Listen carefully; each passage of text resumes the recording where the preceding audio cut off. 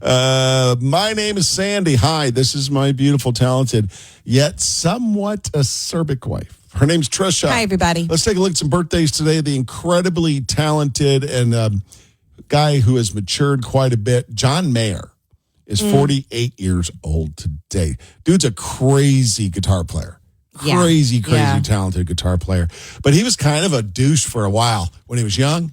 Yeah, you know what I mean? remember that. But he kind of grew up, and I like him. I'm a huge John Mayer fan right now. Also celebrating, talking about great musicians, Flea from the Red Hot Chili Peppers is celebrating number 63 today.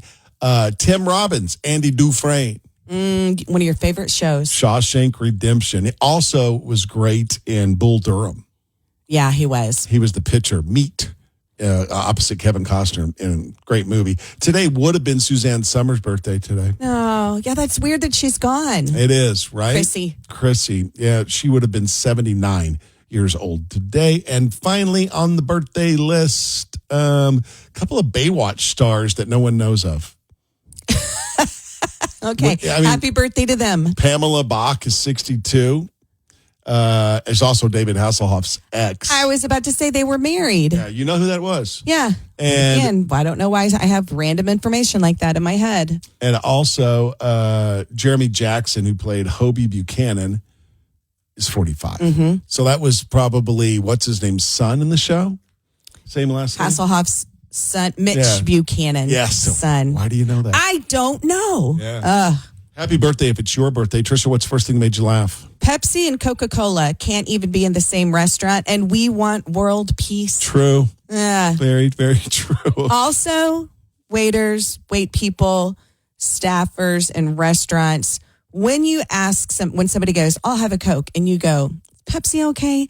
The fact that you ask it like that, you already know that Pepsi is not okay. You're right. Pepsi okay? I like a Pepsi. Pepsi's not okay. It's sweeter.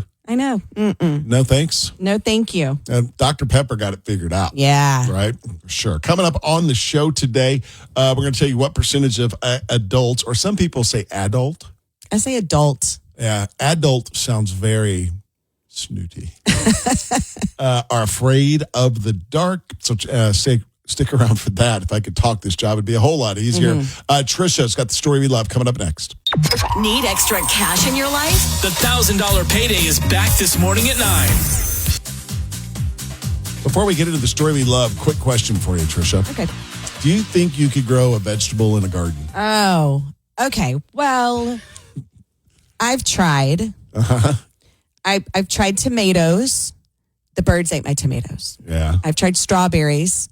You got to race the birds to the strawberries. Right.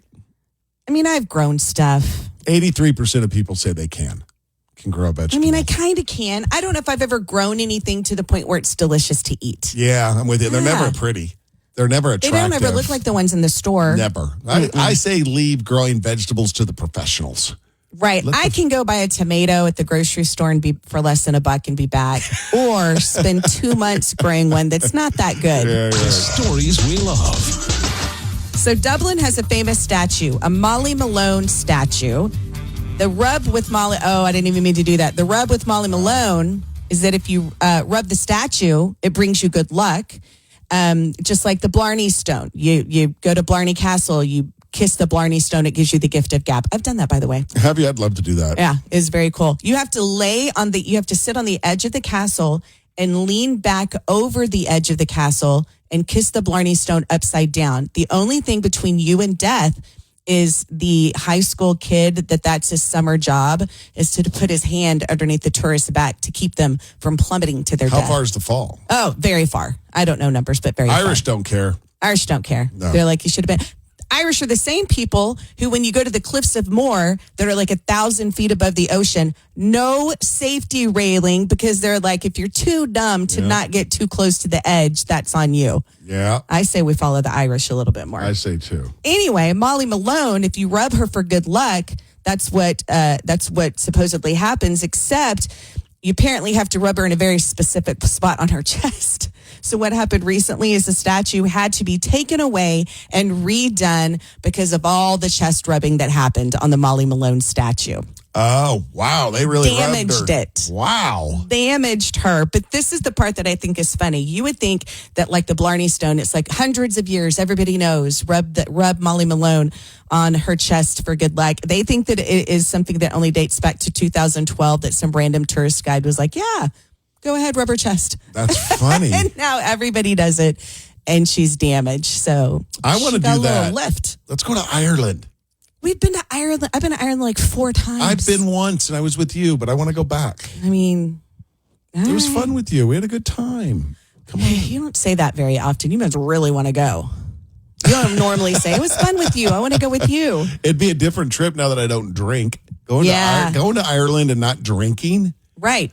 Pubs everywhere. Right. Like, why go to Ireland, I guess? It was cool. I went with my girls. We drove around the entire country of Ireland and had a great time. By the way, there are no verified reports of anyone dying while kissing the Blarney Stone itself. Mm-hmm. The tradition, leaning backwards, as you mentioned, over the castle's battlements to kiss the limestone block embedded in the wall is widely considered safe today due to the iron railings, handholds, and attendants who guide visitors. The attendants are like 16. Yeah. Looking at their phones in one hand, gabbing with their friends in the other. Sorry, mate. I'm just going to let you lean over there. Do what you Be need careful. to do. What you need to do. That's what we'll do. Careful, lad. Careful. That's the story we love and a very bad Irish brogue. More coming up. 1031austin.com. This whole thing allows me to tell a story about my mom. Is that why you're doing this? Sort of. Okay. Kind of. So I asked you and everyone else listening, if I said 45% of adult Americans are still afraid of the dark, would that number be too high or too low? Trisha said that number's too high. Yeah, I don't think that many people would admit it if they are afraid of the dark as adults. You're correct. 29% of Americans admit they're still afraid of the dark. All right. 28% say they love watching horror movies, and men are more likely to admit to having nightmares after watching a horror movie. So being afraid of the dark is a child's thing, right? Normally, yes. Normally. And although I will be a little if it is kind of too dark. I still can get a little spooked by it as an adult. Really? Yeah. Outside somewhere. Oh, Or yeah, outside for sure. Sometimes even just walking through the house with no lights on. I'm all, Right. yeah. It's so great now, though, because everybody in the world's got a flashlight in their hand. Right, on their phone. That flashlight on the iPhone's amazing. It's and I so use bright. it all the time. I accidentally use mine all the time. I can't tell you how many times people are like, your flashlight's on. Oh, I know. Because I accidentally hit the button on my screen. Dude, I just realized that you have to hold the flashlight button down on your screen for it to turn on. Did you can't think you just tapped it? Did you think yours was broken this whole time? Yeah, I just didn't understand it. But now I know. So being afraid of the dark, kids and stuff, we all think that there's monsters hiding underneath your bed, especially this time of year, the spooky season with Halloween. It reminds me of once when I was a kid, I went into, a kid will go into their parents' room and go, Mom, Dad, I don't want to sleep. I don't want to sleep by myself. And I think I just pushed it too far once when I was probably 6 or 7, probably the third or fourth time I'd been in there. Finally, my mother snaps. She's had enough. Like, I'm done with you, kid. And I said, Mom, I don't want to sleep alone. I'm scared. She goes, you're not alone. The boogeyman's under the bed. Oh, God. I don't believe for a second Sweet Apple would say that to a small Sandy. Yeah, she did.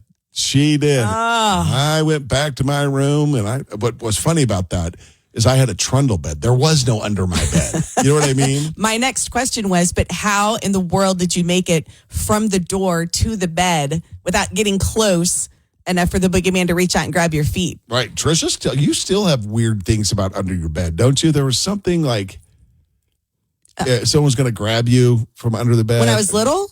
I thought even as an adult. No, I don't think so. I'm As an confusing adult, your weird bed things with our daughter's weird probably bed our things. daughters, yeah. But I did, as most children, when I was afraid in my bed, I knew for certain that as long as I was perfectly in the middle of the bed, perfectly straight, legs straight, arms straight, and the covers over my face, that there was no way that any of the arms from under the bed could reach me in the middle of the bed. So I would go to sleep like I was in a coffin. Yeah. So none of the monster's arms could reach me. It was like the safety. It was like home base. Slept comfortably. Slept, well, not really comfortably, but not getting eaten by monsters. I would like most adults, of the 29% of American adults that admit that they're still afraid of the dark, that you don't need to be. You're going to be fine. You're going to be all right. She's Trisha. I'm Sandy. This is The Sandy Show. Need extra cash in your life? The $1,000 payday is back this morning at 9. Trisha, we've got a new air gonger to welcome to the club. Nice. Number 51. Number 51 Yep. is Rick J.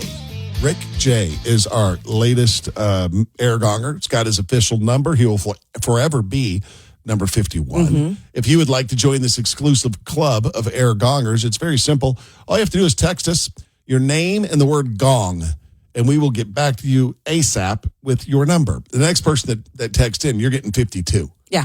And then you know what the next number after that is? If memory serves 53. Yeah, you're seeing a pattern. I see a pattern. That's a pattern here. So, Good job. These are people that raise an imaginary mallet and strike an imaginary gong at the very end of our Care Don't Care jingle. Caring and not caring, not caring and caring together. Oh, Not caring and caring together. Rick J, you nailed it, bro. Yeah. I see That's you. a good sound from his air gong. Yeah. Compliments the rest of us. Everyone, all the other air gongers are giving you a thumbs up. Nice job. Trisha, care or don't care to know something about spelling bees that's kind of interesting because of the English language. That they're very hard because of the English language. I care. Spelling bees are unique to the English language due to its spelling irregularities. Other languages like Hindi, Italian, German, and Turkish have very phonetic writing systems with virtually 1-to-1 ratio of letters to sound, which makes spelling pretty predictable. Oh. It's just Okay. easier. We made it hard. We Of did course make it we did. hard. Not Of course, surprising. Us Americans made things difficult. Had to be different. Had to make GH sound like an F. Yeah. Had to make PH sound like an F. Doesn't make any sense. Nope. Trisha, care or don't care to know why you'd be very happy that you did not live 2 million years ago, and it's not because they didn't have air conditioning. It's a little bit because of that, but I'm also interested. I want you to know that about 2 million years ago, there was a species of rodent. For the unwashed, a rodent is like a rat, mouse, hamster, guinea pig, that were as big as hippopotamuses. Whoa. That's terrifying. Yeah, it is. That Whoa. is a big rat. You know how big the trap would have to be? How much glue you'd have to put down? I think that's awful. Yeah. I saw a video of it. It's terrible. Very not humane at all. Yeah, I mean, my buddy put one of those in his hunting trailer yeah. at the deer lease. And I was just like, buddy, come on. Yeah. I don't like a rat as much as you do, but to have them just stick there and die, starve to death, Yeah. basically. Awful. No, not great. No. We're very passionate or very compassionate when it comes to catching rats. Apparently we are. I didn't really know that until Jot that just down. now. That's the thing we learned. All right. Finally, Rat Trisha, killers. want to know the history of the first recorded sandwich ever made? I believe it was by the Earl of Sandwich Incorrect. when he put meat between 2 slices of bread. I learned that on the Big Bang Theory from Sheldon. Well, Sheldon got it wrong. He fell for that myth. The first recorded sandwich in history was made by a rabbi named Hillel the Elder. He did it for Passover in the 1st century BC, and it was not a good sandwich. I don't think much of the food was good back not then. eat his sandwich. What was it? A mix of nuts, apples, spices, and wine in between 2 pieces of matzah. No thanks. What's matzah? Bread? It's like flatbread. Yeah. You know, it's like you ever had a matzo ball soup? yeah. Yeah. It's like a Where bread. does the wine come into play with the bread? I Do feel you like dip that's it? where you go wrong. Do you dip it in the wine like a French dip Like sandwich? an au jus. Yeah, which you don't like a wet But sandwich. also, how do you keep all the nuts in the sandwich? Yeah, I don't know. I mean, did they not have a Jersey Mike's back I mean, then? or Subway? Yeah, I don't know. I don't know. That's No. Care Don't Care. What is your name? Trisha. I'm Sandy. More coming up. 103.1 Austin.